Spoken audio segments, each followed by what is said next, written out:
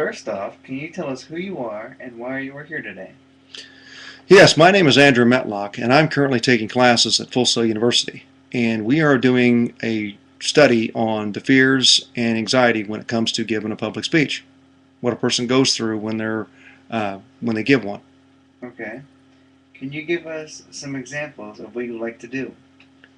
I personally like to build things. I like to design and create and build stuff not only personally for my home, but I also work as a theater prop guy and set design.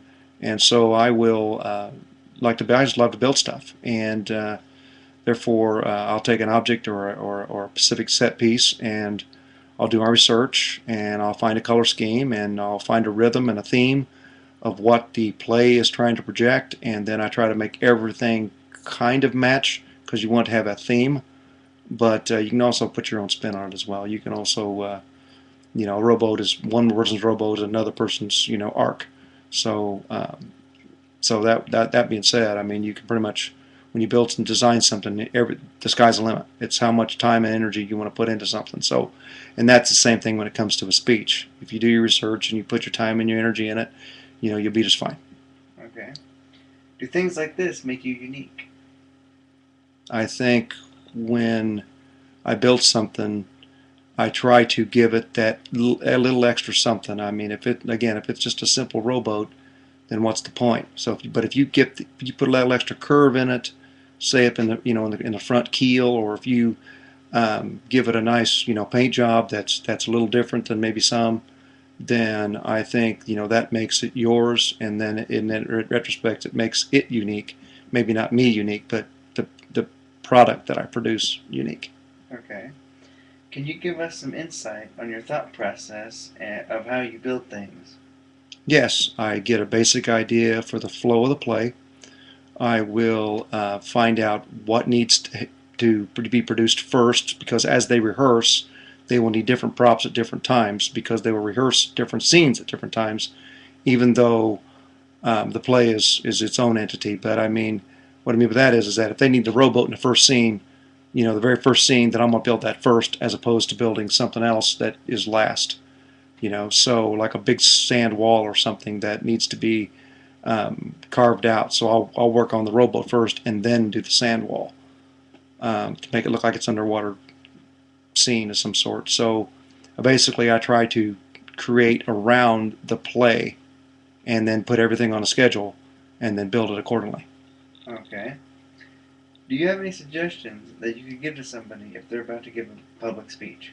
Yes, just like when it comes to designing a theater prop, you have to know your material, you have to get a game plan, you have to do your research, and therefore when you get ready to do your project and give your speech, then you know what you need to be doing, and then just practice it. Just practice your skill.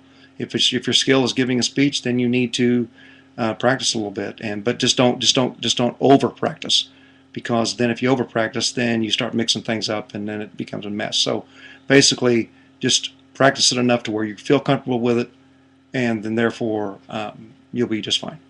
Okay. Do you think there's a particular style to giving a speech? I think over time that people in general, when they give speeches, they put their own little spin on it, maybe what they've learned and what they've experienced in their own lifestyle, in their own life. They will um, create their own speaking style. Maybe they're from the South, maybe they're from the North, maybe they stand behind a podium, or maybe they just like to be over animated or tell an occasional joke when they give a speech. So yeah, I'd say everybody has their own little style of some sort. Okay. Is talking individually with someone the same as talking to a group? When you're talking to a large group, I'd say you got to be more animated. You got to be extra, extra loud. You have to be heard by the people in the back.